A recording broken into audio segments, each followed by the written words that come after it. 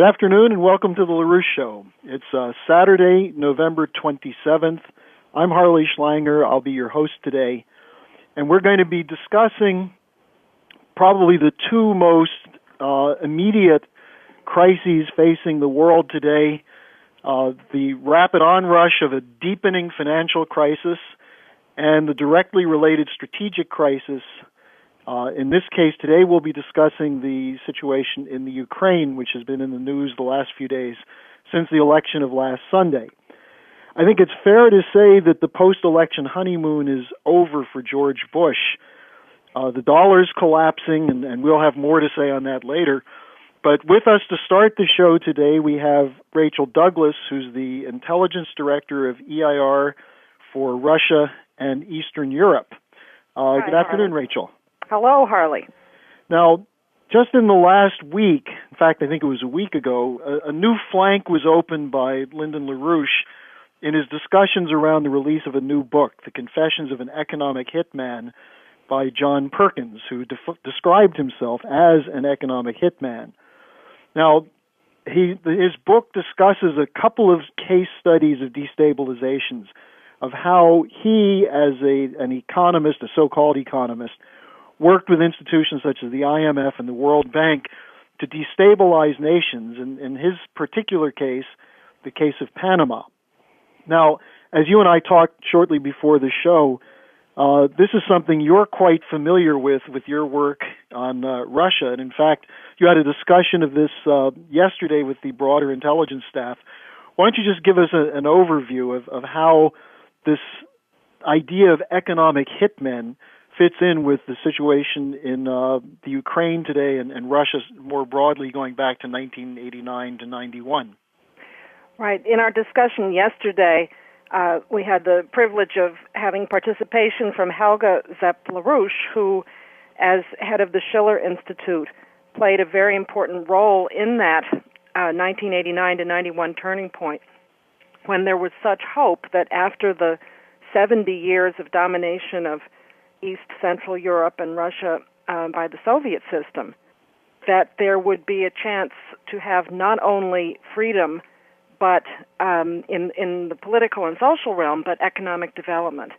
And Helga, together with Lyndon LaRouche, who was imprisoned at that time, put forward a perspective called the productive triangle for building up the industry in Europe, Western Europe, with an eye towards investing productively in the East and through projects in the mutual interest, charting a pathway to a better standard of living and certainly to political stability. But that didn't happen because the crowd that moved into those countries with the support of the governments of the West, including the United States, this was at a time when President Bush, number 41, was still in office. And in Britain, you had Margaret Thatcher, and in France, Mr. Mitterrand.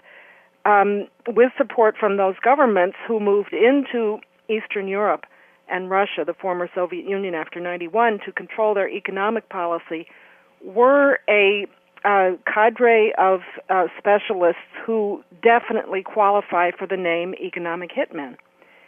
And their institutional guise was the International Monetary Fund and numerous consultancies that were funded by the U.S. government and Western European governments in the name of bringing democracy to these former communist areas. But here's where you had the trick, Harley. The definition of democracy always included the most rotten, destructive economic policy assumptions, the same ones that we've seen take down manufacturing in the advanced sector in Europe and the United States. So this was the shock therapy policy. This was known as shock therapy. It's been called that in the Third World. It was called that especially in Russia. And it was known as liberalization, deregulation, and privatization. And the thinking went that, well, it's actually not even just thinking. This was a design. There were seminars over a period of a decade, sponsored by such institutions as the Mont Pelerin Society, the International Institute for Economic Affairs in London, seminars held at the Harvard Business School, University of Chicago, on what? On how to take an economy that had been run top-down under the Soviet system, had sustained one of the two greatest military machines on the planet, and milk it for anything that could be had. Well, what was the Russian response as this was going on? The problem was that the first Russian government consisted of economic hitmen. The young men, very young, in their 30s, a couple of them in their late 20s as deputy ministers, but early 30s mostly, who peopled the first cabinet under President Boris Yeltsin in 1992, were to a man from the layer of young Russians, many of them sons of the communist elite in the previous period, who had been taken through this training process at Chicago and London Institute and these seminars in order to go in and implement radical globalization economics. If you when we were discussing yesterday in the EIR intelligence sector, we were reflecting on the fact that the minute you look at any case study, such as the author John Perkins brings up from a much more limited and sometimes a wrong standpoint, but still from the inside in his book when he discusses the looting of third world countries, the saddling of third world countries with debt that they can never repay.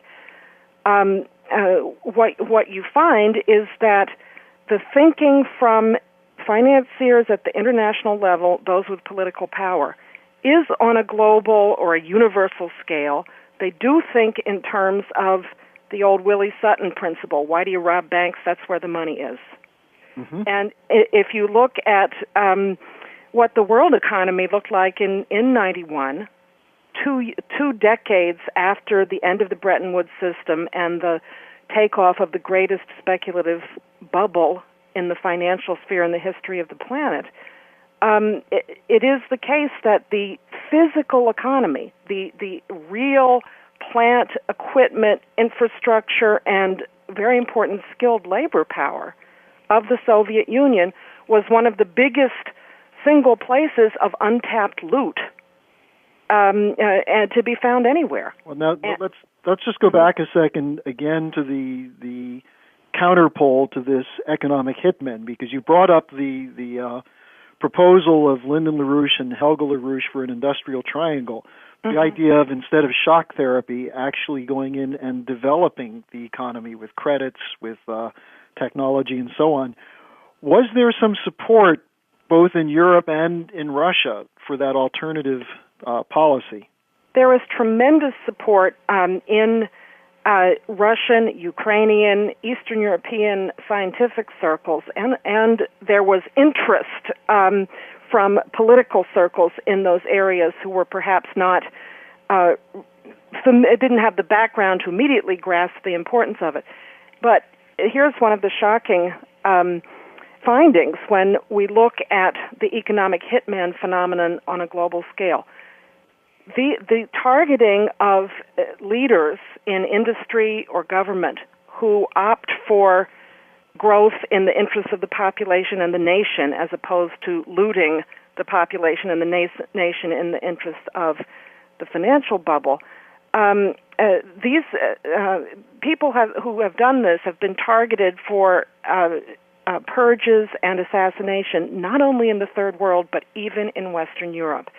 And we discussed yesterday the assassination of Alfred Herrhausen, who was a well-known German banker who was killed, was assassinated in 1989, allegedly by a terrorist formation which wasn't even in existence at the time. Yeah, exactly, which competent intelligence specialists will tell you did not exist. Yeah.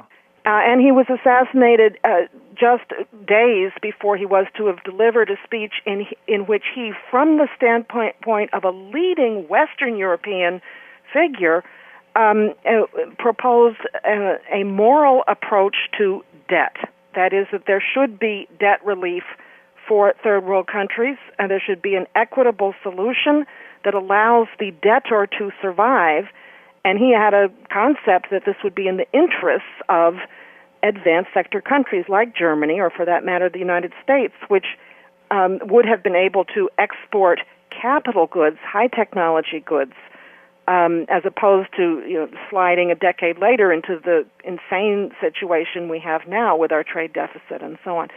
So he was killed. That was that heavy-handed response from the enemies of such a nation-building approach was part of what made the events of 1989 to 91 a great missed opportunity. But Harley, I want to turn to Ukraine, but just to make one point about that. Mm-hmm. When we discuss the two very negative inflection points in post-war economic history in our EIR planning meeting, and this was by way of preparation, by the way, for a series of major pieces in Lyndon LaRouche's magazine EIR on this question. We talked about 1971, that the August 15th decision when George Shultz, who still figures among the higher-level masters or game masters of the economic hitmen, ordered Richard Nixon to end the fixed exchange rate system, thus opening the way to speculation on the value of currencies and the exponential growth of the financial bubble, and the missed opportunity of 1989 to 91 when Eastern Europe did not go for economic development, although LaRouche's proposal of that, the productive triangle, took on a life of its own and is still considered among leading circles in that part of the world as an option, as against what actually happened. We discussed those two turning points as, yes, setbacks and tragic, but not as the end of the story. Mm-hmm. And Mrs. LaRouche in particular emphasized the classical principle of nemesis, that the financial circles who promote such insane policies as were inflicted upon Russia and Ukraine sowed the seeds of their own destruction. Well, and we're seeing that with the collapse of the dollar, the U.S. trade deficit, and so on. And we'll come back on the discussion in Ukraine in just a second. Okay. You're listening to the LaRouche Show. This is the show for today, Saturday, the 27th of November. Our guest is Rachel Douglas from the Executive Intelligence Review, and we'll be joined shortly by a panel of representatives of the LaRouche Youth Movement. If you have some questions that you'd like to send via email, you can reach us at radio@larouchepub.com. That's radio@LaRouchepub.com. And we'll take your emails with your questions for Rachel or the panel as they come in. So, Rachel, what you've defined so far is that at the moment of opportunity, 1989 to 91, instead of going with the LaRouche Industrial Triangle Plan, we had a team of international hitmen, economic hitmen, working under the direction of Thatcher and Mitterrand and, to some extent, Bush 41, that imposed the shock therapy policy on Russia. Well, bring us up to date. What has that shock therapy policy done, and what are the implications of that for the chaos that they're trying to sow right now in Ukraine? I think we should look at what that policy has done in Ukraine, which is particularly ironic because in Ukraine, the International Monetary Fund and other international financial institutions did not even have the tremendous leverage that the ex-Soviet debt gave them in Russia. Russia assumed the 100% of the ex-Soviet, the former Soviet debt, which was upwards of $150 billion at that time, in exchange for being able to also inherit the 100% of the Soviet nuclear arsenal and other perquisites. Ukraine did not. So the advisors of the Ukrainian government willingly, the first governments after independence, willingly embarked upon the formulas of the International Monetary Fund, of economic liberalization.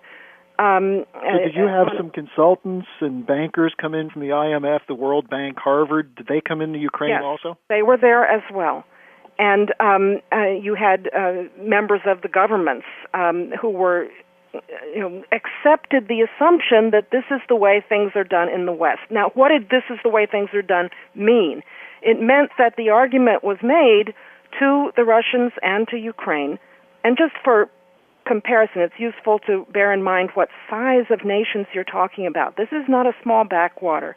Ukraine, at the beginning of this process, had a population of close to 52 million people. Today, it's, I believe, in the range of 48 million. Russia also has lost something between 5 and 6 million of its population since the end of the Soviet Union. So these were powerhouses in terms of population. They were powerhouses in terms of industrial capability. Much of the heavy industry, the steel industry, and significant portions of the high technology for the military of the Soviet Union was located in Ukraine, in the famous Dnieper Bend area, which is near the Donbass, the basin of the River Don, which is a very wealthy coal area. So it was natural to have the steel. What happened to these 4 million people in the Ukraine? Where did they go? Well, most of the drop in population in both Russia and Ukraine is so-called negative natural growth. That's the term that demographers use when they refer to shrinkage. And it means that there's an excess of deaths over births in the population. So you had a plunging of the standard of living. I mentioned the industry part because this plunging of the standard of living followed from that. The argument was made to Russia and Ukraine, you have all these heavy industries. Those were just for the Soviet military machine. You should not have those. Those are bad. Whereas LaRouche's concept was you don't tear down industrial capacity. You retool it. You use it to produce rails for high-speed train lines instead of whatever military equipment was being used. You use it as a springboard for an industrial and development revolution. But in Ukraine, the opposite was done. And Harley, I wanted to make a point here that I'm saying this economic background because if you look today at the ostensible dividing lines in Ukraine, where if you were to follow TV, you would be led to believe that what's going on now is that you have an unreconstructed Soviet type with Russian backing, namely Prime Minister Yanukovych, versus a westward-looking, modernizing, former central bank chief, Mr. Yushchenko. They're both named Viktor Yushchenko and Viktor Yanukovych. And that Yanukovych has the Russian backing for that reason, and the eastern part of the country, and Yushchenko has the western part of the country, and has and deserves the Western backing because he's pro-democracy. I think you get a different insight into what's going on here if you look at our experience in 1994-95.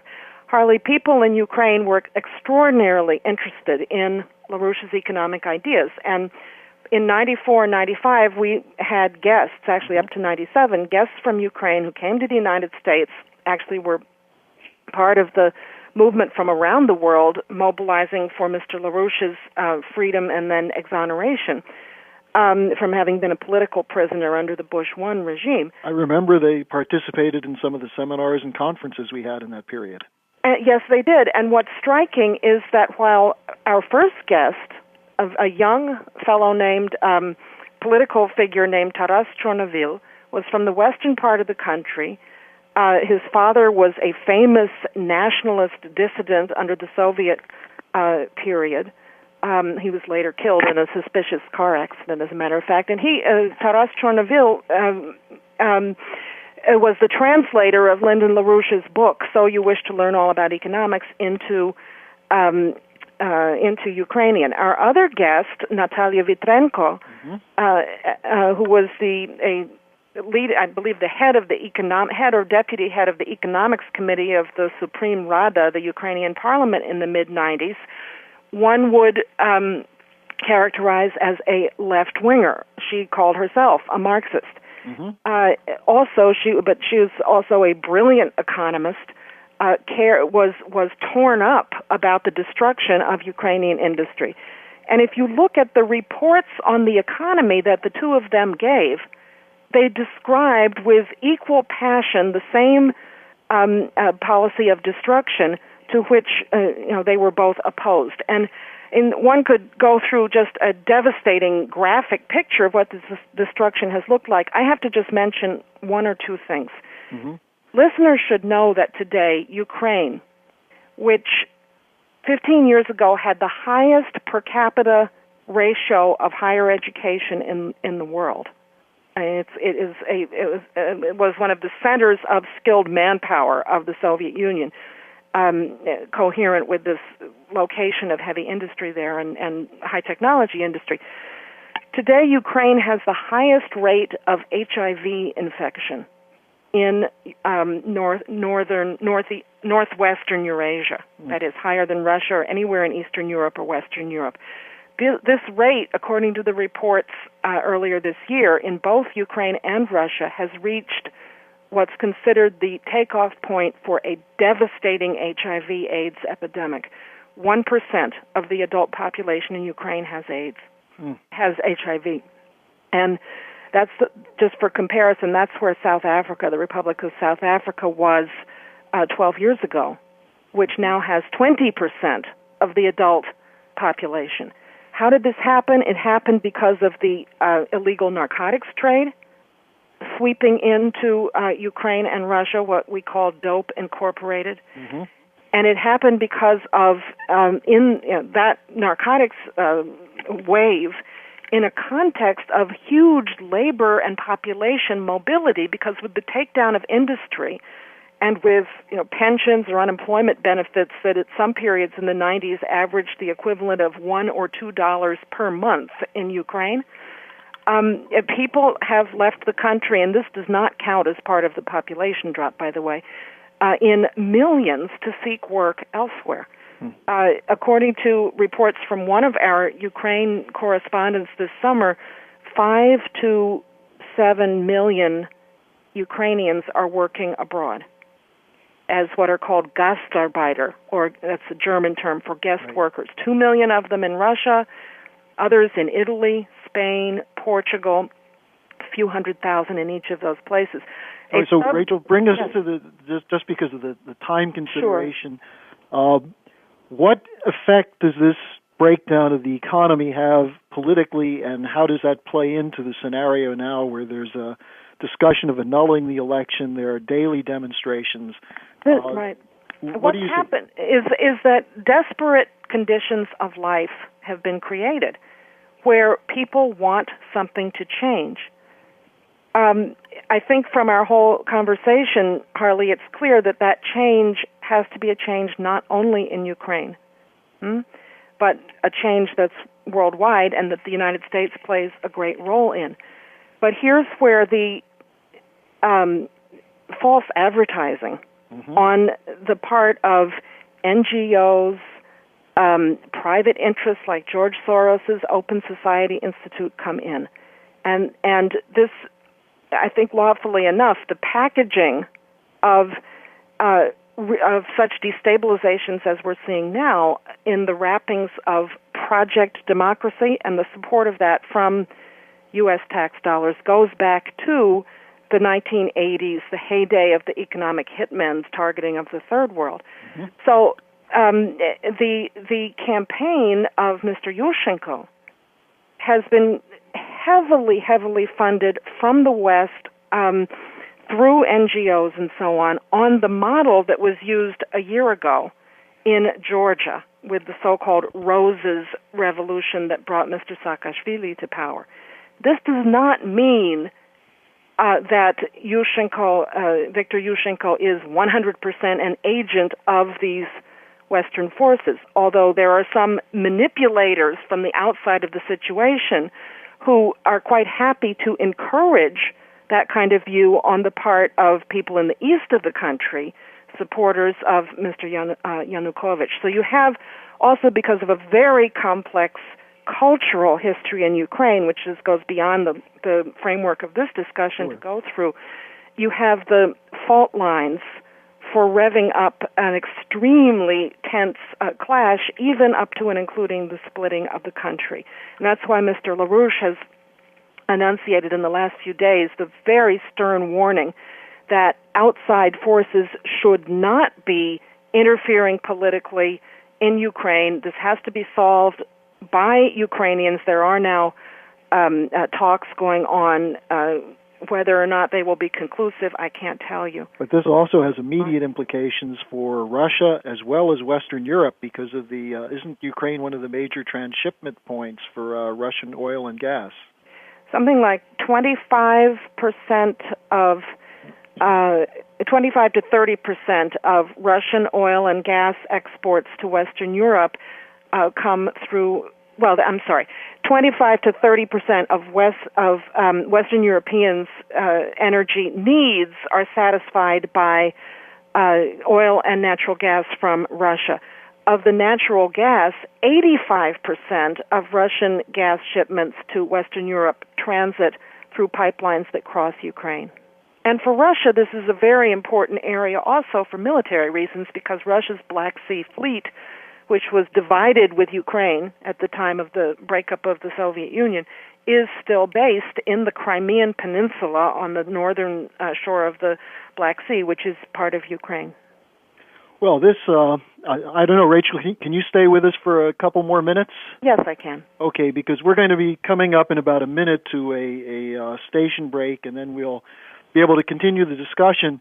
But I would encourage the listeners who are responding to this and wondering what can be done.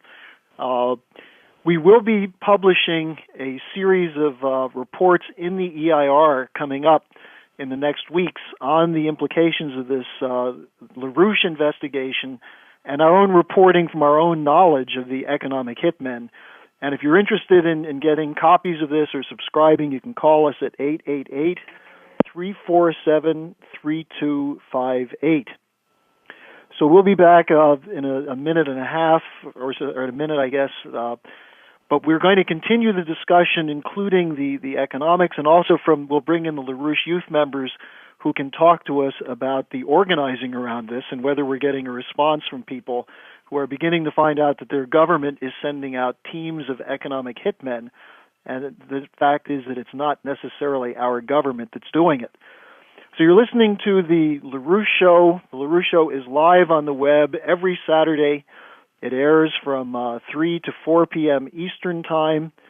And we can take your emails. So far, it looks like our emailers are sitting there probably stuffed with Thanksgiving turkey still and leftovers and too tired to get to the keys on their computer. But if you want to send us an email, you can do so at radio@larouchepub.com. That's radio@LaRouchepub.com. You can also visit our website to download archived programs. You can get some of these on transcript, or you can get them in the direct audio. And if you go back and listen to some of the old LaRouche shows, what you'll find is that you're months, if not years, ahead of your friends and neighbors because of the historic record, the continuing record of Lyndon LaRouche and his forecasting and the reporting on it through the Executive Intelligence Review and the Executive Intelligence Weekly. So we'll come back now to Rachel. What I'd like to do is, actually we have an email here I want to get to as a question, and then we'll bring on Allison Gross from Detroit and Rob Detloff from Boston. Let me get this email up here. Okay, this is from Freddie Caron, who the subject is Condoleezza Rice, economic hit person, ?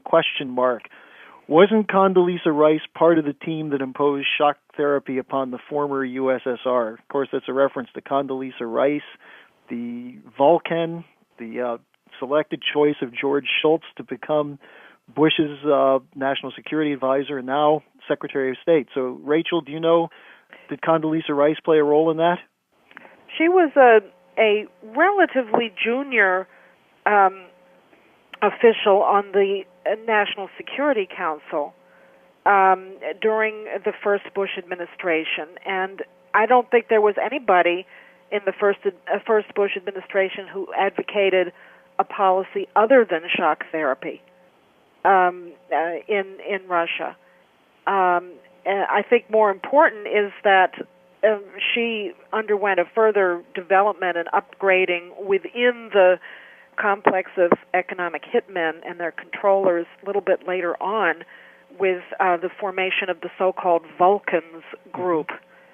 This was the group of foreign policy experts that was formed at the initiative of George Shultz, the senior figure mentioned earlier, in connection with the breakup of the Bretton Woods system, in order to supply some foreign policy constructs to George Bush 43's brain, and Condoleezza became a key player in that regard. Right. You know, George Shultz, we'll have quite a bit more to say on him over the next weeks, and in fact, maybe we can get Lyndon LaRouche on in the next few weeks to discuss this. Because if anybody epitomizes the opposition to LaRouche going back to the period of 69, 70, 71, it would be Shultz, who, from a discussion I had with John Connally, who was the Treasury Secretary at the time of the August 15th, 1971 decision, Connally was being a typical Texan. He was bragging about his decision, until I said, well, you realize many people think this is why the world economy is going through a financial collapse. And this was my discussion with him as he was presiding over his bankruptcy auction. So Connally immediately backtracked and said, well, it was Shultz, Volcker, and Kissinger who were the ones who drafted the program. I just presented it to the president. So Shultz will be someone we're going to be talking about a lot more. And again, there will be coverage of this in the EIW beginning this next week. And if you don't have a subscription yet, you can call us at 888-347-3258 to talk about getting one.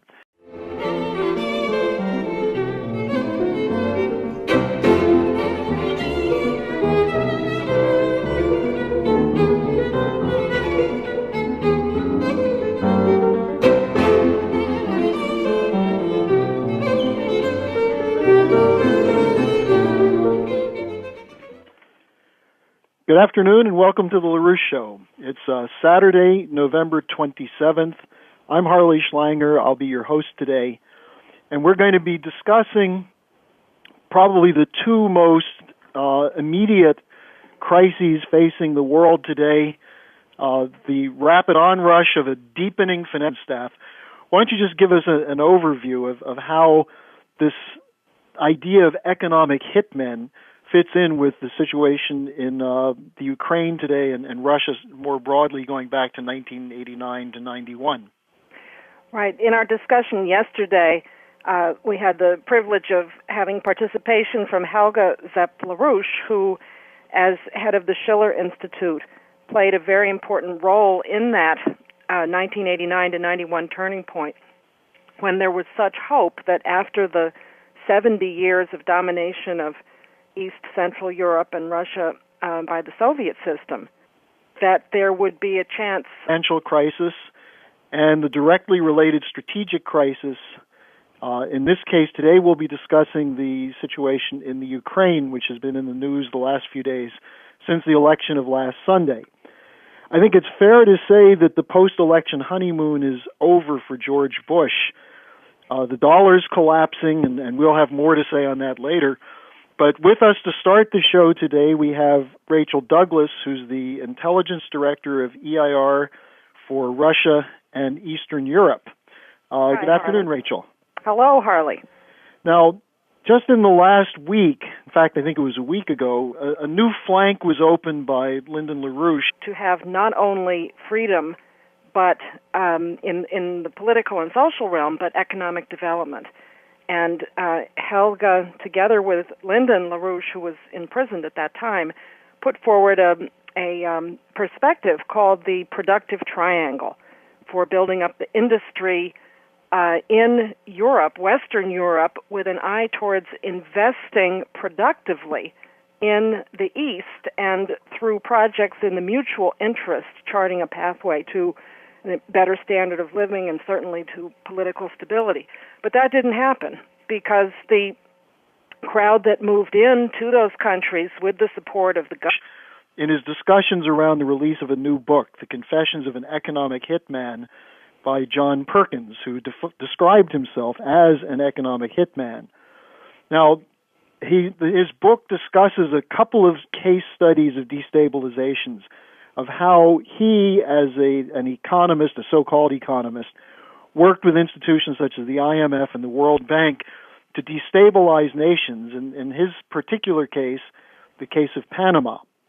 Now, as you and I talked shortly before the show, this is something you're quite familiar with your work on Russia. And in fact, you had a discussion of this yesterday with the broader intelligence